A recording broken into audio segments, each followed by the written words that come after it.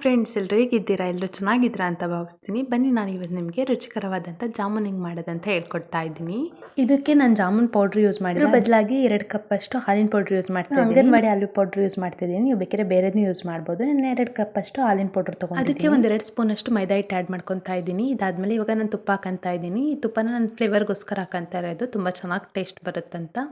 ಇವಾಗ ನಾನು ಇದಕ್ಕೆ ಹಾಲು ಹಾಕಂತ ಇದ್ದೀನಿ. ಸ್ವಲ್ಪನೇ ಹಾಕ್ಕೊಂಡು ನೀಟಾಗಿ ಮಿದವಾಗಿ ಮಿಕ್ಸ್ ಮಾಡಬೇಕು. ನಾವು ಚಪಾತಿ ಹಿಟ್ಟಿನ ಥರ ಆದಂಗಿಲ್ಲ, ಇದನ್ನು ಮಿದವಾಗಿ ಮಿಕ್ಸ್ ಮಾಡಿಕೊಂಡು ಸ್ಮೂತಾಗಿದ್ದರೆ ಹಿಟ್ಟು ಜಾಮೂನ್ ಚೆನ್ನಾಗಿ ಬರುತ್ತೆ ಸ್ಮೂತಾಗಿ. ಅದಕ್ಕೋಸ್ಕರ ಮಿದವಾಗೆ ಮಿಕ್ಸ್ ಮಾಡ್ಕೋಬೇಕು. ನೋಡಿ, ನಾನು ಇವಾಗ ಕಾಲ್ಸ್ಕೊತಿದ್ದೀನಲ್ಲ, ಅದೇ ಥರ ನೀಟಾಗಿ ಕಾಲ್ಸ್ಕೊಂಡ್ರೆ ಸ್ವಲ್ಪ ಹಾಲಾದರೂ ಸಾಕು. ಅದು ನಿಧಾನಕ್ಕೆ ಮಿಕ್ಸ್ ಆದರೆ ನೀಟಾಗಿ ಮಿಕ್ಸ್ ಆಗುತ್ತೆ.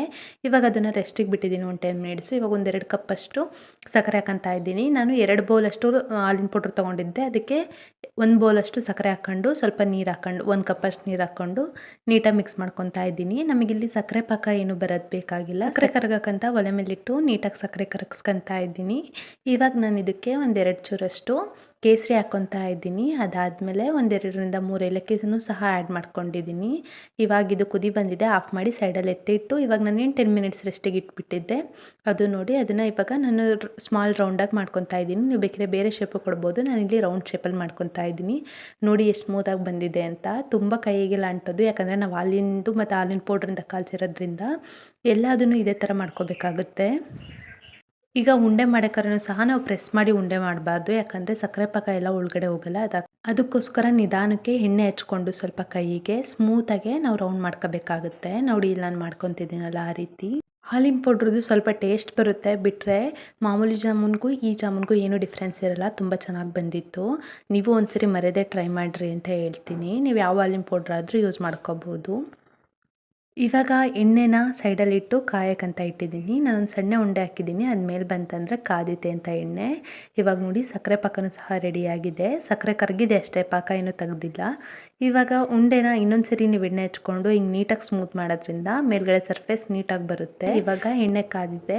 ನಾನು ಒಂದೊಂದನ್ನೇ ಸಹ ನೀಟಾಗಿ ಬಿಡ್ಕೊತಾ ಇದ್ದೀನಿ ಇಲ್ಲಿ ಎಣ್ಣೆಗೆ. ಇವಾಗ ನಾವು ಜಾಮೂನ್ ಕರಿಬೇಕಾದ್ರೆ ಯಾವಾಗಲೂ ಎಣ್ಣೆ ಮೀಡಿಯಮ್ ಫ್ಲೇಮಲ್ಲೇ ಇಟ್ಕೋಬೇಕು. ಯಾಕಂದರೆ ಹೈ ಫ್ಲೇಮಲ್ಲಿ ಇದ್ದರೆ ಏನಾಗುತ್ತಂದರೆ ಬೇಗ ಬ್ರೌನ್ ಆಗುತ್ತೆ, ಬಟ್ ಒಳಗಡೆ ಎಲ್ಲ ಬೆಂದಿರಲ್ಲ.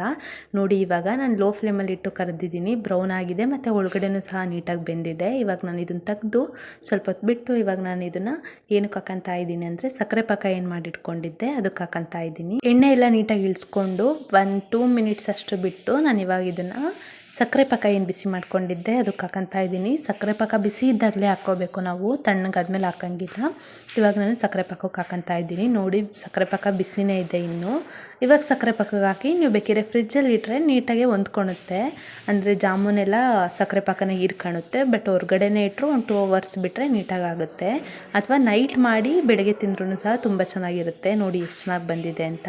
ನೀವು ಮರಿದೆ ಒಂದ್ಸರಿ ಟ್ರೈ ಮಾಡಿ, ಹೆಂಗಿದೆ ಅಂತ ಕಮೆಂಟ್ ಮಾಡಿ. ಮತ್ತು ಇದೇ ಥರ ಹೆಚ್ಚಿನ ವೀಡಿಯೋಸ್ಗಾಗಿ ನನ್ನ ಚಾನಲ್ಗೆ ಸಬ್ಸ್ಕ್ರೈಬ್ ಆಗಿ ಪಕ್ಕದಲ್ಲೇ ಇರೋ ಬೆಲ್ ಐಕನ್ನ ಟ್ಯಾಪ್ ಮಾಡಿ. ನಾವು ಯಾವುದೇ ವಿಡಿಯೋ ಹೊಸದು ಹಾಕಿದ್ರು ನಿಮಗೆ ನೋಟಿಫಿಕೇಷನ್ ಬರುತ್ತೆ. ಲೈಕ್ ಮಾಡಿ, ಶೇರ್ ಮಾಡಿ. Thank you.